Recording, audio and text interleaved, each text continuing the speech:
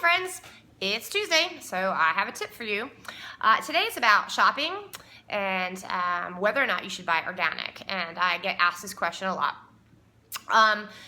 For me personally, I will sooner buy organic meat than I will organic salad mix or vegetables or fruits, and this is one reason why. I've worked with a lot of organic farmers in my time, biodynamic farmers, and I've seen best practices in farming, and I like what I've seen. I love how full the animals' lives are. I love how careful the farmers are about their diets and how they're cared for. And I don't like what factory-raised meat practices look like.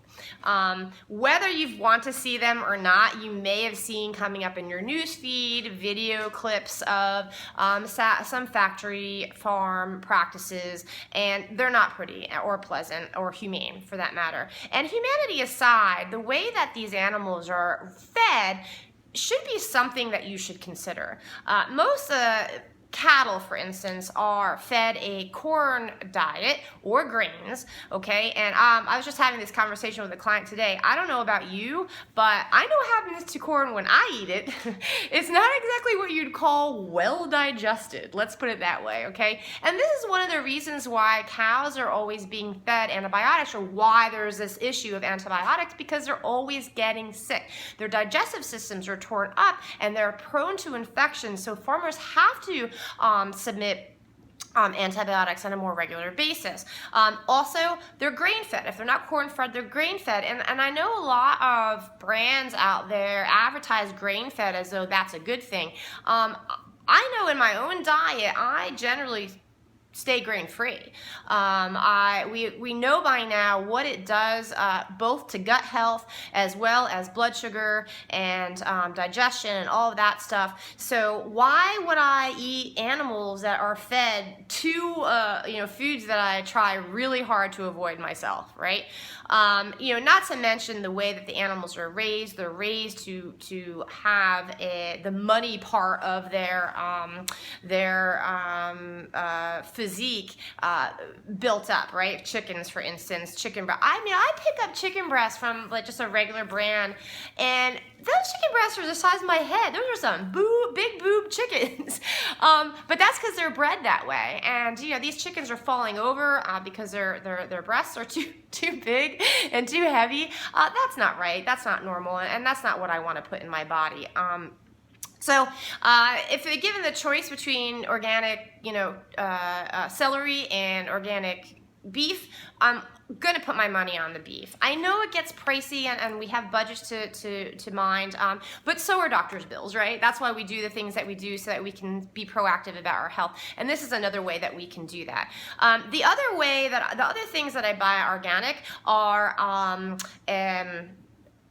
processed foods, right?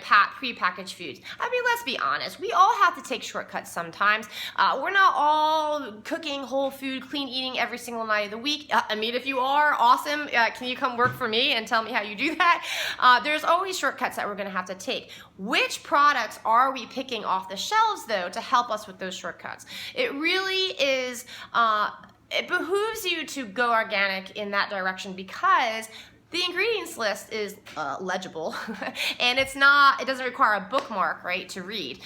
Most of the ingredients in there, even if there's a little bit soy, at least it's organic soy.